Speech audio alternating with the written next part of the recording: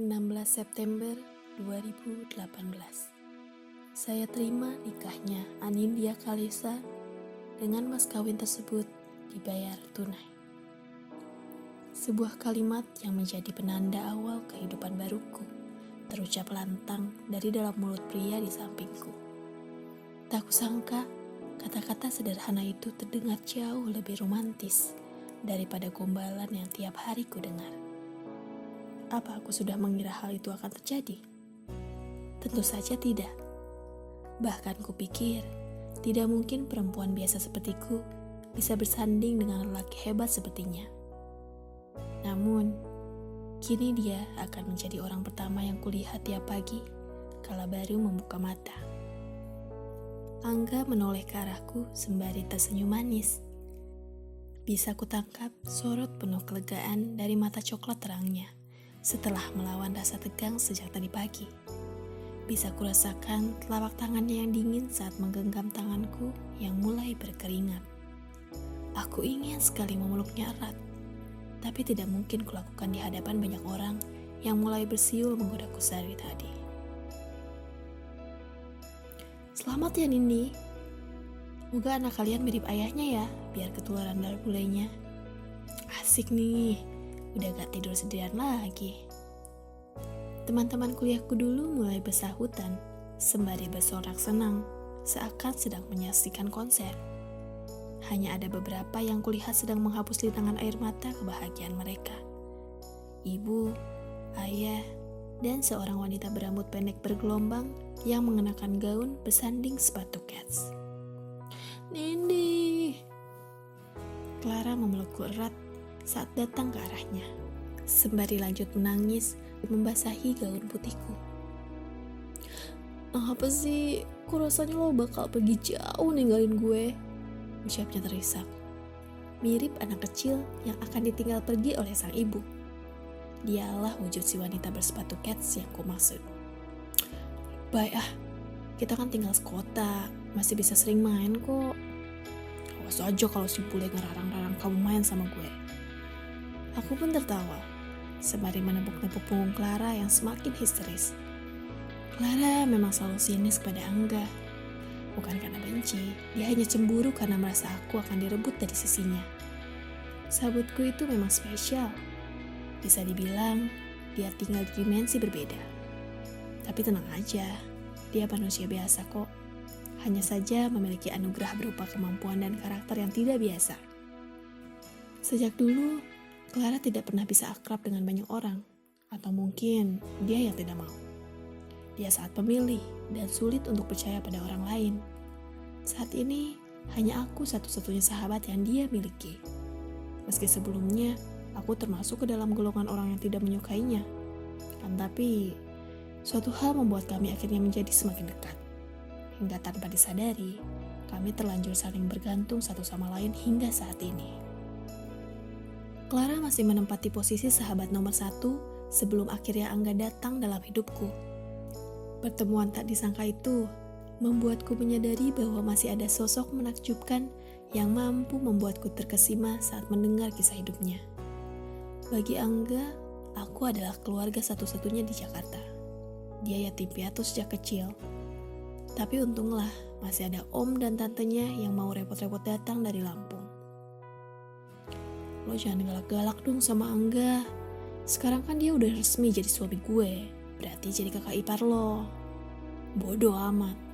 Gue gak suka lihat banyak yang kegatelan kalau deket sama dia. Mentang-mentang setengah bule. Jadi cewek-cewek pada nempel. Kok jadi lo yang sewot sih? Lo pokoknya harus hati-hati ya, Nen. Jangan sampai si Angga. Aku kenapa? Potong Angga yang entah sejak kapan datang mendekat. Dia hanya tersenyum ramah seperti biasanya. Ku akui wajahnya memang tampan. Tapi aku jauh lebih tertarik dengan sifatnya yang seakan tidak memiliki sisi buruk sama sekali. Dia selalu ramah, sopan, dan sangat menghargai wanita. Kupikir aneh jika ada orang yang tidak suka kepadanya. Ya, tapi Clara memang beda. Obrolan kalian asik banget kayaknya dari tadi. Angga berdiri di samping dan merangkulku. Clara menatapnya sinis. Dengar ya bule, Meski lo udah berhasil dapetin perhatian Nindi, tapi jangan harap gue bakal ngebuka hati sama lo. Awas aja kalau sampai lo nyakitin Nindi. Gue jamin hidup lo gak bakal tenang. Jangan khawatir, aku bakal bikin Nindi bahagia kok. Haruslah, saut Clara dengan cepat, sembari melipat kedua tangan di depan dada. Kamu lebih galak daripada ibunya Nindi ya? Iya, gimana mau dapet pacar coba, sambungku. Pacar buat apa? Nah, emang lo mau nikah sama siapa nanti kalau gak punya pacar? Siapa juga yang mau nikah? Harus bagi-bagi rumah, bagi-bagi kamar, makanan. Apalagi kalau punya anak, ogah deh gue. Mending duitnya buat keliling dunia. Aku dan Angga hanya bisa tertawa. Sahabatku satu itu memang tidak pernah berubah. Setelah keluarga, dia orang yang paling aku sayangi. Aku berharap kebahagiaan di hari ini akan selalu abadi. Begitu pula dengan hubunganku dengan Angga, juga orang-orang yang ku sayang. Jangan berhenti jadi sahabat gue ya. Gak akan, gue bakal selalu ada buat lo kok. Hari ini bukan hanya janji dari Angga yang ku dengar, melainkan janji antar sahabat yang telah bertahun-tahun bersama. Setidaknya, aku percaya janji itu akan abadi. Hingga tepat 7 hari setelah pernikahanku, Clara mengingkari janjinya. Aku melepaskan sabuk pengaman beberapa detik setelah mobil Angga berhenti. Bermaksud untuk langsung membuka pintu dan keluar. Namun tangan Angga lebih cepat mencengkeram lenganku. Nin, kamu gak perlu ngelakuin ini. Aku gak bisa gak? Angga tidak bisa mencegahku yang langsung berjalan cepat menapaki tanah yang becek oleh gerimis sejak sore tadi. Lampu dari mobil Angga memudahkan langkahku menuju kerumunan beberapa orang berseragam. Maaf, Anda tidak boleh kesini. Salah satu dari lelaki berseragam mencoba menghalangiku yang terus memaksa untuk berjalan. Saya keluarga Clara, ucapku untuk menyingkirkan si penghalang. Lelaki itu melirik sesaat ke lelaki lainnya yang langsung mengangguk. Aku pun lanjut berjalan dengan cepat, menapaki tanah yang mulai miring, sambil berusaha untuk tidak terjatuh. Aku tidak tahu apakah Angga menunggu di mobil atau mengekor di belakangku. Tidak ada waktu untuk memperhatikan itu. Aku hanya fokus ke arah 3 orang lelaki yang menghalangi pemandanganku.